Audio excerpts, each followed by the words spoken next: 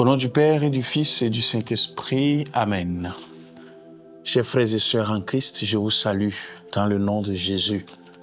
Bonjour et bienvenue dans Préparons Dimanche, l'émission qui vous prépare à célébrer dignement l'Eucharistie du dimanche. Je suis Édouard Oumoufodi, prêtre eudiste. Je suis heureux de cheminer avec vous vers la table de la parole et de l'Eucharistie. Dimanche prochain, nous allons célébrer en Église le 13e dimanche du temps ordinaire de l'année liturgique A. Ce dimanche, la liturgie nous confronte à une question existentielle. Qu'est-ce qui mérite vraiment d'être au centre de notre vie? Les textes nous invitent à un choix radical. Préférer le Christ à tout, même à ce qui nous est le plus cher, pour trouver la vraie vie. Il ne s'agit pas de haïr les siens, mais de relativiser tout attachement humain face à l'amour absolu de Dieu. L'enjeu est de taille. Il nous est proposé de passer d'une vie centrée sur nous-mêmes à une vie offerte, accueillante et missionnaire. Pour entrer dans ce mystère, gardons cette question en tête. Qu'est-ce que je place au-dessus de ma relation avec le Christ? Les textes que nous allons entendre le dimanche prochain ont été choisis pour nous révéler un aspect particulier du visage de Dieu. Ces textes forment une symphonie spirituelle. La première lecture et l'évangile nous parlent de l'accueil et du détachement, tandis que le psaume est la prière qui unit nos cœurs à cette parole. Frères et sœurs, ce 13e dimanche du temps ordinaire, l'Église nous place devant le coup de la Sequela Christi, la suite du Christ. La première lecture nous donne l'exemple admirable de la Sunamite, une femme qui accueille le prophète Élisée avec générosité désintéressée et qui reçoit en retour le don inespéré de la vie. Saint Paul, dans la deuxième lecture, nous rappelle le fondement de notre vie chrétienne. Par le baptême, nous sommes morts avec le Christ pour vivre avec lui. Enfin, Matthieu, dans l'Évangile, nous transmet les paroles exigeantes de Jésus. Pour être son disciple, il faut tout quitter, tout accueillir. Nous cheminons donc de l'accueil prophétique à l'accueil du Christ lui-même dans nos vies.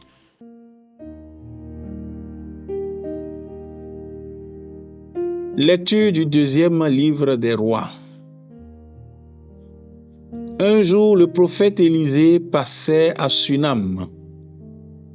Une femme riche de ce pays insista pour qu'il vienne manger chez elle. Depuis, chaque fois qu'il passait par là, il allait manger chez elle. Elle dit à son mari, « Écoute, je sais que celui qui s'arrête toujours chez nous est un saint homme de Dieu. Faisons-lui une petite chambre sur la terrasse. Nous y mettrons un lit, une table, un siège et une lampe. Et quand il viendra chez nous, il pourra s'y retirer. » Le jour où il revint, il se retira dans cette chambre pour y coucher.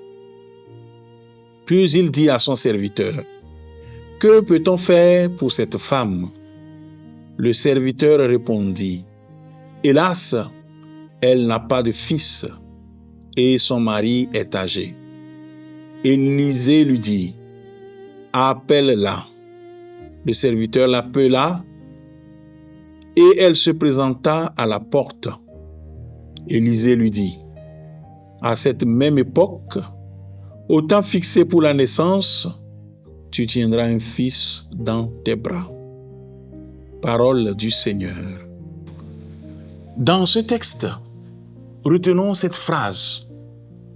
Je sais que celui qui s'arrête chez nous est un saint homme de Dieu. Que disait ce texte aux premiers auditeurs? Pour les contemporains du prophète, ce texte résonnait dans un contexte de royauté divisée, d'idolâtrie en Israël. La figure d'Élisée, successeur d'Élie, est celle d'un prophète itinérant qui parcourt le pays. La Sunamite est une femme de notable, sans enfant, qui perçoit en Élisée non pas un simple voyageur, mais un homme de Dieu, un porte-parole du Seigneur. Son geste n'est pas anodin. Elle lui offre l'hospitalité, puis un espace fixe dans sa maison. Dans une culture où l'hospitalité orientale est sacrée, ce récit montre que Dieu récompense ceux qui accueillent ses envoyés.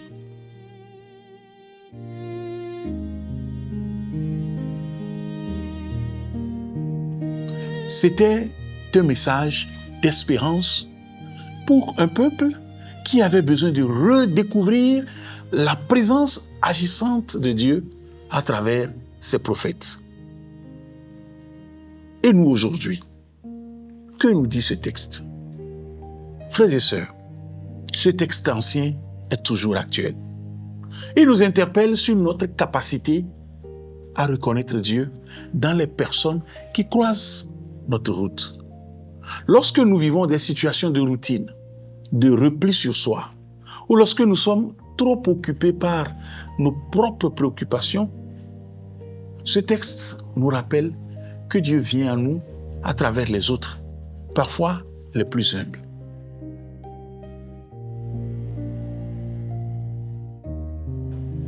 Prenons un exemple.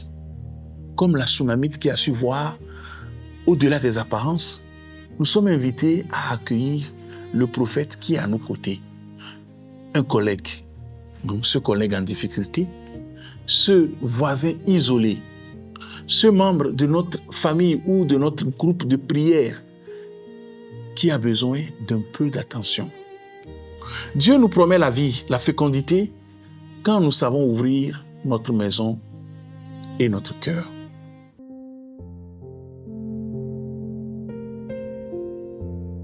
Le psaume est la réponse du peuple.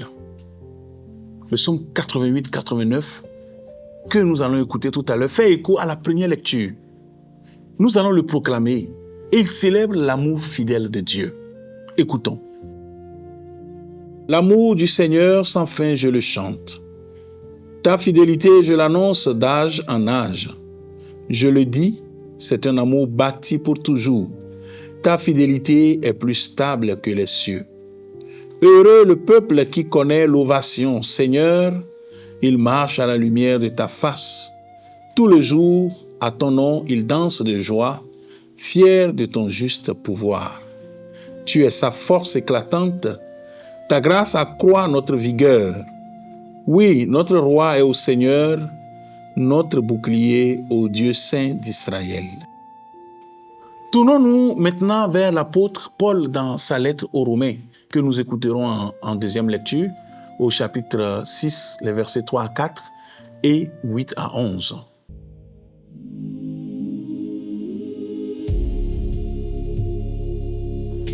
Lecture de la lettre de Saint Paul, apôtre aux Romains.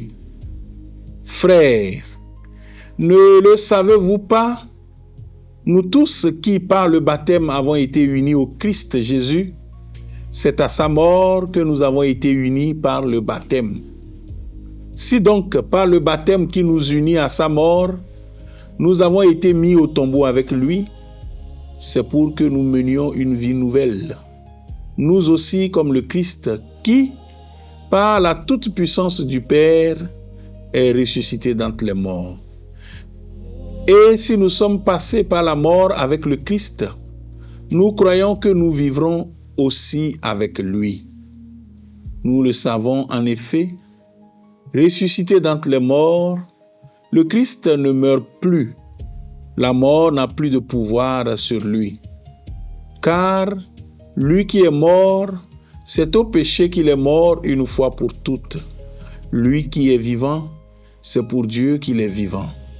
De même, vous aussi, pensez que vous êtes morts au péché, mais vivants pour Dieu en Jésus-Christ. Parole du Seigneur. Saint Paul insiste sur ceci. Nous le croyons, nous vivrons avec lui.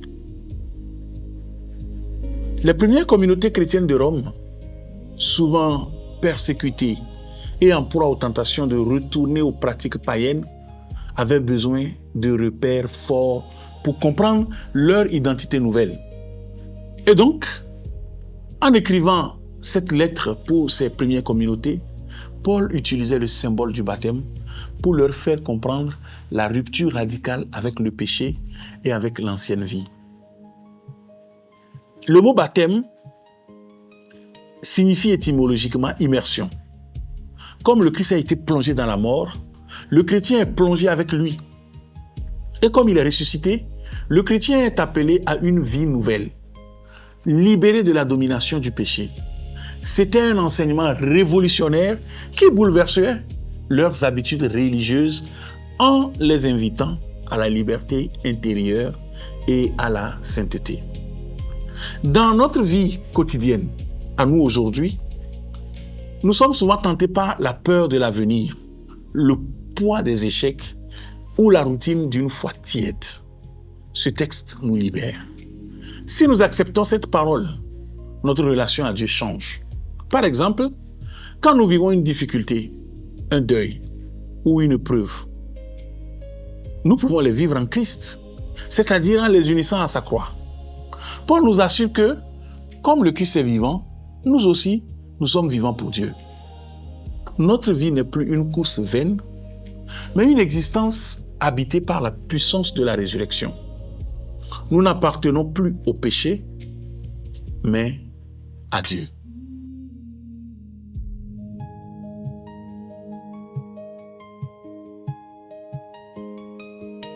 Et donc, après avoir écouté et médité sur la première lecture, le psaume responsorial et la deuxième lecture, c'est l'apôtre Matthieu qui va nous donner la clé de voûte du dimanche prochain.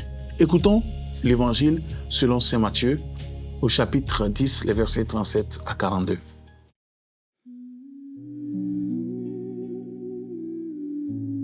Évangile de Jésus-Christ selon saint Matthieu. En ce temps-là, Jésus disait à ses apôtres, « Celui qui aime son père ou sa mère plus que moi n'est pas digne de moi. Celui qui aime son fils ou sa fille plus que moi n'est pas digne de moi. Celui qui ne prend pas sa croix et ne me suit pas n'est pas digne de moi. Qui a trouvé sa vie la perdra. Qui a perdu sa vie à cause de moi la gardera. Qui vous accueille, m'accueille, et qui m'accueille, accueille celui qui m'a envoyé. Qui accueille un prophète en sa qualité de prophète, recevra une récompense de prophète. Qui accueille un homme juste en sa qualité de juste, recevra une récompense de juste. Et celui qui donnera à boire, même un simple verre d'eau fraîche, à l'un de ses petits en sa qualité de disciple, amen, je vous le dis, non, il ne perdra pas sa récompense. Acclamons la parole de Dieu.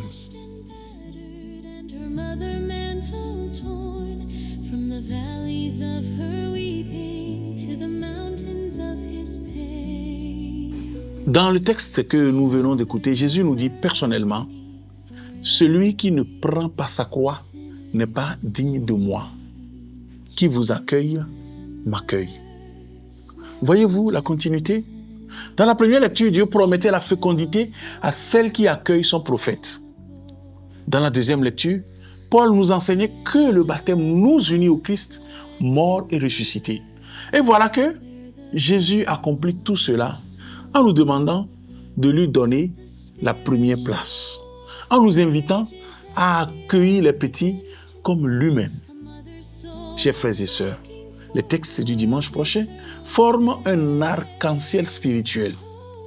Ils nous montrent que l'accueil dans la première lecture, la mort au péché dans la deuxième lecture et le don total de soi dans l'évangile ne font qu'un. Le chrétien est celui qui, libéré par le baptême, peut aimer sans calcul et reconnaître le Christ dans le frère, même si cela implique de porter une croix. La parole de Dieu est exigeante. Oui, dans ma vie de tous les jours, entre les rendez-vous, les soucis financiers, les tensions familiales.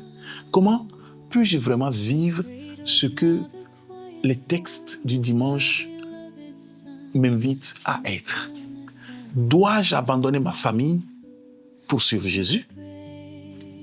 C'est précisément là que le Christ veut nous rencontrer. Il ne nous demande pas de haïr les nôtres, mais de l'aimer, lui, d'un amour absolu, de telle sorte que tous nos autres amours ne soient purifiés et ordonnés. Si nous le mettons au centre, notre amour pour les nôtres devient plus vrai, plus profond. Porter sa croix, c'est accepter les renoncements quotidiens, les tensions, les incompréhensions, mais avec la certitude que c'est le chemin de la vie. Pour que ces paroles ne soient pas du sable, mais du roc dans nos vies, voici quelques résolutions pratiques à mettre en œuvre à partir de ces textes. Désormais, je dois prendre conscience de mes attachements excessifs,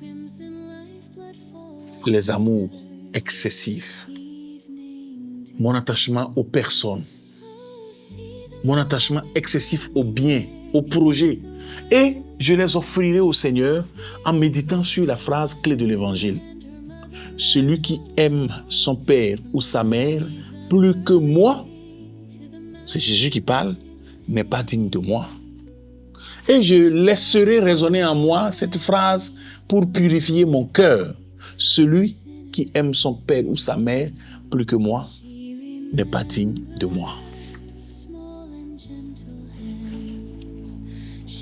Je poserai donc à partir de ma méditation un acte concret d'accueil envers une personne qui m'est difficile à supporter, une personne qui peut-être je néglige habituellement en la regardant comme un envoi de Dieu, à l'image de la Sunamite.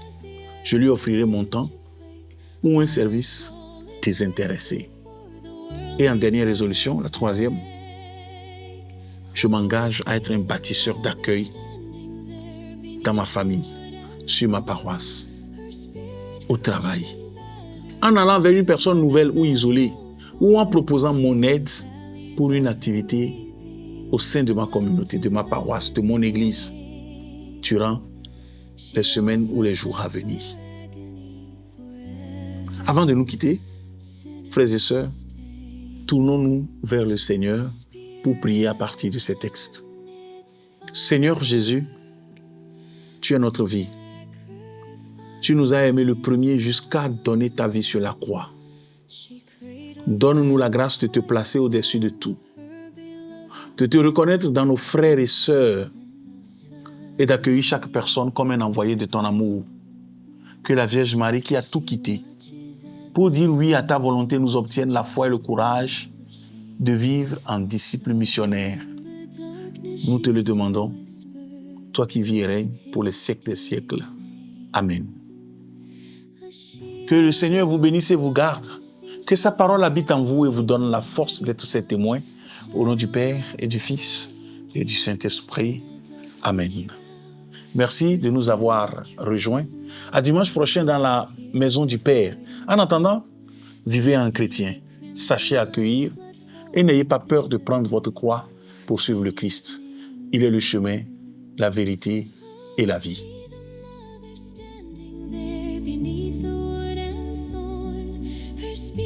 Crushed and